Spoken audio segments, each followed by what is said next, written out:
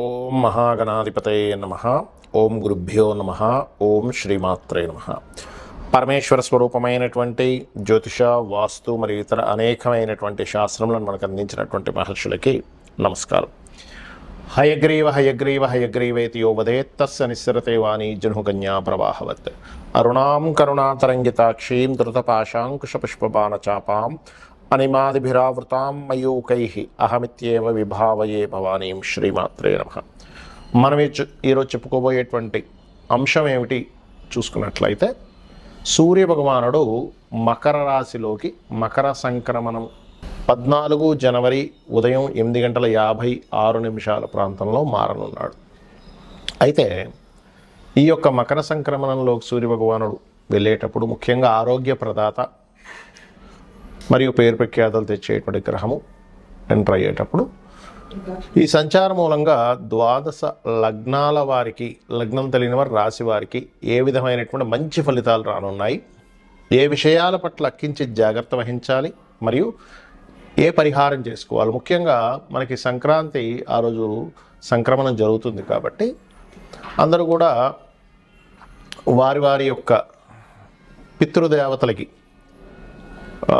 తాతలకు, తండ్రులకి ఇట్లా ఉంటారు గతించిన వారికి స్వయం పాకం ఇస్తూ ఉంటారు. అందులో ప్రత్యేకంగా మీకున్నటువంటి సమస్య బట్టి ఎటువంటి పరిహారం, ఎటువంటి దానము చేసినట్లయితే ఆ సమస్య శాశ్వతంగా తొలగిపోతుంది అనేటువంటి విషయాలు మనం ఇప్పుడు తెలుసుకుందాం. అయితే ఈ విషయాలు చెప్తుంది నేనైనప్పటికీ కూడా చెప్పిస్తున్న సాక్షాత్ లలిత అమ్మవారిగా భావిస్తూ, ముందుగా మేషలగ్నం వారికి సూర్యుడి యొక్క సంచారం దశమ స్థానంలో సంచరిస్తున్నాడు. మనకి దీన్ని, ఈ యొక్క సంక్రమణాన్ని పీడ పోయే పండగ అని, పెద్దల పండగ అంటూ ఉంటారు. దీన్నే పెద్ద పండగగా మారిపోయింది, పెద్దల పండగగా. అయితే ఇందులో కూడా మరి మకర రాశిలోకి మేషం వారికి ఎటువంటి బెనిఫిట్ ఇస్తుంది చూసుకున్నట్లయితే, పేరు ప్రఖ్యాతలు, గుర్తింపుని, క్రియేటివ్ ఫీల్డ్లో ఉండేటువంటి వారికి ఎప్పటి నుంచో సినిమానో లేకపోతే యానిమేషన్ అనో ఎనీ క్రియేటివ్ కళా సంబంధించినటువంటి రంగాలు లేదా మెడికల్ రంగాల్లో ఉండేటువంటి వారికి, ఎందుకంటే సూర్యభగవానుడు మనకి ఇక్కడ ఆరోగ్యానికి కారకుడు, ఆరోగ్య ప్రదాతగా చెప్తూ ఉంటారు. ఆరోగ్య సంబంధించినటువంటి వృత్తులలో, అది యాప్ కానివ్వండి, ఏదైనా కానివ్వండి, ఆ యొక్క వృత్తుల్లో ఉండేటువంటి వారికి ఖచ్చితంగా అభివృద్ధి యోగాన్ని ఇచ్చి తీరుతాడు ఇక్కడ.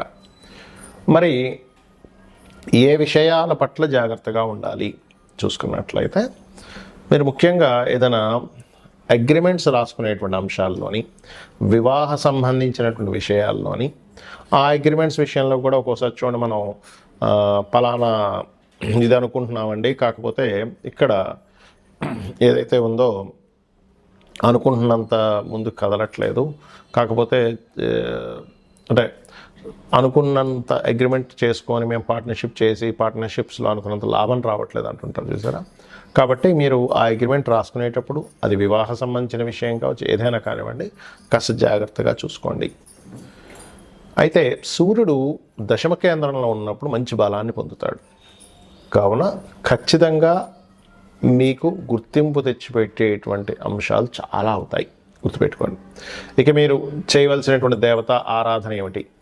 సహజంగానే మీకు పంచమాధిపతి మంత్రకారకుడు అవుతున్నాడు కాబట్టి ఆదిత్య హృదయ పఠనం చేసుకోవడం అన్ని విధాల ఉత్తమం. కాకపోతే ఇక్కడ మీకు ఈ యొక్క 4వ స్థానంలో, అంటే 3వ స్థానంలో 4వ స్థానంలో సంచారం జరుగుతుంది కుజుడిది. కావున మీరు ఏం చేస్తారంటే, ఆ రోజు స్వయం పాకం ఇచ్చేటప్పుడు సూర్యుడితో పాటు, అంటే గోధుమలతో పాటు కందులు, కాస్త నువ్వులు కూడా ఇవ్వండి. ఇచ్చినట్లయితే మీకు రావాల్సిన పేరు ప్రఖ్యాతలు, అదేవిధంగా ఉద్యోగపరమైనటువంటి అభివృద్ధి, ఉద్యోగంలో ఎప్పటి నుంచో ప్రమోషన్స్ ఆగిపోయినటువంటి ప్రమోషన్స్ కాస్త ముందుకి కదలడము, ఎప్పుడు కూడా దేవతల యొక్క అనుగ్రహం ఎంత ముఖ్యమో పితృదేవతల యొక్క అనుగ్రహం కూడా అంతే ముఖ్యం, గుర్తుపెట్టుకోండి. ఇవి చేయండి.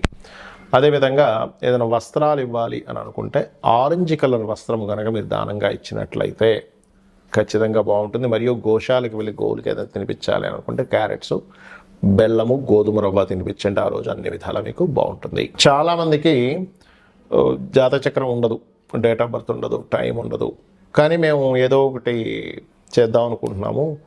మరి పర్టికులర్గా తీసుకోవాల్సిన జాగ్రత్తలు కానీ ఏం తీసుకోవాలి అంటే, సహజ జాతక చక్రం అంటారంటే మీకు అందరూ కూడా ఇప్పుడు ఉండేటువంటి రవి సంక్రమణం దేని మీద ఎఫెక్ట్ ఎక్కువ చూపిస్తుంది? మకర రాశిలో దశమ కేంద్రంలో ఉన్నప్పుడు అందరూ జాతకం ఉన్నా లేకపోయినా ముఖ్యంగా తీసుకోవాల్సిన జాగ్రత్త అగ్రిమెంట్స్ ఒకటి, వివాహ సంబంధించిన విషయాలు ఒకటి, లాభ అంచనాలు వేసేటువంటి విషయంలో పర్ఫెక్ట్గా తీసుకునే జాగ్రత్తలు తీసుకోవాలి ఒకటి.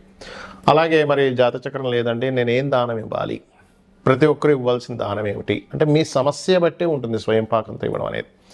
ఇప్పుడు ఉదాహరణకి ఎప్పటి నుంచో ప్రమోషన్ కోసం ఎదురు చూస్తున్నారు కానీ అవ్వటం లేదు, ఎప్పుడు ఏదో ఒక ఆఫీస్లో లేనట్లయితే కొంతమందికి చూడండి ఎంత పర్ఫెక్ట్గా జాబ్ చేస్తున్నా బాస్తో ఇబ్బంది ఉంటుంది. ఎందుకంటే మీ పక్కన ఉండేటువంటి వారు మిస్కమ్యూనికేట్ చేస్తుంటారు బాస్కి. మీరు బాగా వర్క్ చేస్తున్నా కూడా ఏమంటే అతను పెద్దగా వర్క్ చేయట్లేదు, ఆయన తీసేయడం బెస్ట్, అలాగా ఇలాగా. ఎందుకంటే వాళ్ళకేదో సంథింగ్ మీ మీద సమ్ జలస్ ఉంటూ ఉంటుంది. అంటే మీరు బాగా పనిచేస్తున్నారనో లేకపోతే మీరు చేస్తున్నటువంటి దీనివల్ల వాళ్ళని తొక్కేసి మీరు పైకి వెళ్తారేమో అనేటువంటి ఒక జలస్ రిలేటెడ్ సంబంధించిన కొంతమంది ఉంటారు. అలాంటప్పుడు మీరు ఈ మకర సంక్రమణం జరిగే రోజు కనుక మీరు స్వయం పాకంతో పాటు గోధుమలు కనుక దానంగా ఇచ్చినట్లయితే పితృదేవత అనుగ్రహం మీకు మంచి పేరు ప్రఖ్యాతులు తెచ్చేలా చేస్తుంది. మరి కొంతమందికి మానసికంగా ఇబ్బంది ఉందనుకోండి, బాగా ప్రతి దానికి మానసికంగా స్ట్రెస్ అయిపోతున్నానండి అనుకునేటువంటి వారు బియ్యము దానంగా ఇవ్వండి, బియ్యం దానంగా ఇవ్వండి. అదేవిధంగా గోవులకి బియ్యపు పిండి తినిపించండి, బెల్లం కలిపినటువంటి బియ్యం పిండి తినిపించండి, బెల్లం తురిమిన బెల్లము ప్లస్ బియ్యం పిండి. ఇందాక నేను మీకు చెప్పినట్టుగా ఒకవేళ మీకు పేరు ప్రఖ్యాతలు రావాలంటే గోవుకి గోధుమ రవ్వ తినిపించండి, ఖచ్చితంగా బాగుంటుంది. అయితే ఇది ఈ రోజు ఆ రోజు అని కాదు, మకర సంక్రమణం జరిగే రోజు తినిపిస్తే చాలా మంచి ఫలితాలు వస్తాయి. మరి అదేవిధంగా మరి కొంతమందికి లైఫ్ అంతా కూడా ఏదో గొడవలు జరుగుతూనే ఉంటాయి. మీరు గమనించండి, అంటే చిన్నప్పటి నుంచి ఇంట్లో వాళ్ళతోనో లేకపోతే వివాహం అయిన తర్వాత వివాహ జీవిత భాగస్వామితోనో ఆఫీస్లోనో లేకపోతే రోడ్డు మీద వెళ్తుంటే కూడా ఏదో ఒక గొడవ. ఎందుకు అలా జరుగుతుంది అంటే వాళ్ళ పర్సనల్ చార్ట్లో మార్స్ పాడైపోయి ఉంటాడు. కుజుడు కనుక పాపగ్రహ సంబంధాలు పడ్డాయి అనుకోండి, గొడవలకు కారకుడు కదా, లీడర్షిప్కి కారకుడు కదా. అంటే అనవసరంగా పిచ్చి పిచ్చివన్నీ గొడవలు జరుగుతుంటాయి. అలాంటి వారు కందులు దానంగా ఇవ్వాలి, కందులు దానంగా ఇవ్వడం, గోవులకు క్యారెట్స్ తినిపించండి మకర సంక్రమణం రోజు ఖచ్చితంగా. దీనివల్ల ఏం జరుగుతుందంటే మీకు కలగబోయే యాక్సిడెంట్ యోగాలు కూడా తప్పిపోతాయి. అదేవిధంగా మరి కొంతమందికి వ్యాపారం పెడుతూ ఉంటారు కానీ ఆ వ్యాపారం అభివృద్ధిలోకి రాదు, ఎంతో కష్టపడుతుంటారు. ఏమిటి ఎక్కడ లోపం జరుగుతుందో కూడా అర్థం కాదు.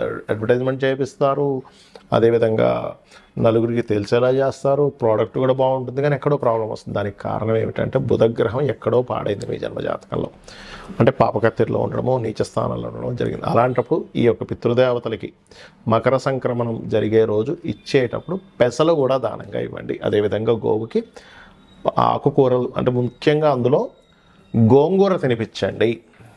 మరి గురుబలం పెరగాలండి అంటుంటారు, అన్నిటికీ గురుబలమే ప్రధానం కదా. శనగలు, పసుపు రంగు వస్త్రము, స్వయం పాకంతో పాటు గోవుకి అరటికాయలు తినిపించండి. వివాహం అవ్వట్లేదండి, వివాహ సంబంధించిన విషయంలో చాలా ఇబ్బంది పడుతున్నాం, లేదా అసలు ఫైనాన్సే చాలా ఇబ్బంది అవుతుంది అనుకునేటువంటి వారు ఫైనాన్స్కైనా వివాహానికైనా ఒకటే. ఏమిటది అంటే గ్రాసము మరియు అదేవిధంగా తీపి చపాతీలు, ఒక 3 చపాతీలు నూనె వేయకుండా కాల్చినటువంటి చపాతీలు తీసుకొని దానికి తేనెను పూసి చిన్న చిన్న ముక్కలు చేసి గోవుకు తినిపించేసేయండి. చక్కగా దానివల్ల ఏమవుతుందంటే సంబంధాలు ఏవైనా ఆగిపోయినవి కాస్త ముందుకు కదలడం కానీ, వివాహ సంబంధించిన విషయాలు చాలామంది లేట్ అయిపోతుంది, ఇటువంటివన్నీ క్లియర్ అవుతాయి. ప్రతిదీ ఆలస్యం అవుతుంది, రోగబారిన పడుతున్నారు. ఇంట్లో కొంతమంది చూడండి, ఇంట్లో ప్రతిసారి ఏదో ఒక రోగంతో ఇబ్బంది పడుతూనే ఉంటారు. తండ్రికి తగ్గిపోతే తల్లికి, తల్లికి తగ్గిపోతే అక్కకి, చెల్లికి, అన్నకి, తమ్ముడు, ఎవరికో ఒకరికి, ఇంట్లో ఉండే రిలేషన్స్కి ఎవరికొకరికి ఏదో ఒక హెల్త్ ఇష్యూస్ వస్తుంటాయి. దానికి కారణం ఏమిటంటే గృహ సంబంధంగా కొన్ని దోషాలు ఉంటాయి. వాస్తుపరంగా వాయువ్యం కానీ ఉత్తర ఈశాన్యం కానీ పాడైంది అనుకుంటే మీ జన్మజాతకంలో రోగకారకుడు మరియు శని కలిసి ఉంటాడు. అలాంటప్పుడు దీర్ఘ వ్యాధులు, అంటే ఒక రోజులో ఒక పట్టాన పోవవి, అలాంటివి ఇబ్బంది పెడుతుంటారు. అలాంటి వారు నువ్వులు, లేదా మీకు దగ్గరలో ఆలయంలో ఉన్నట్లయితే శివాలయంలో అక్కడ నూనెని దానంగా ఇవ్వండి. మరి అనవసరమైన భయాలు ఉన్నాయండి అని అనుకునేటువంటి వారు మినుములు దానంగా ఇవ్వడము, గోవులకి 4 ఉండలుగా లడ్డూలుగా తయారు చేసి బెల్లంతో 4 ఉండలుగా తినిపించడము. ఆటంకాలు ఎక్కువగా జరుగుతున్నాయి అన్నప్పుడు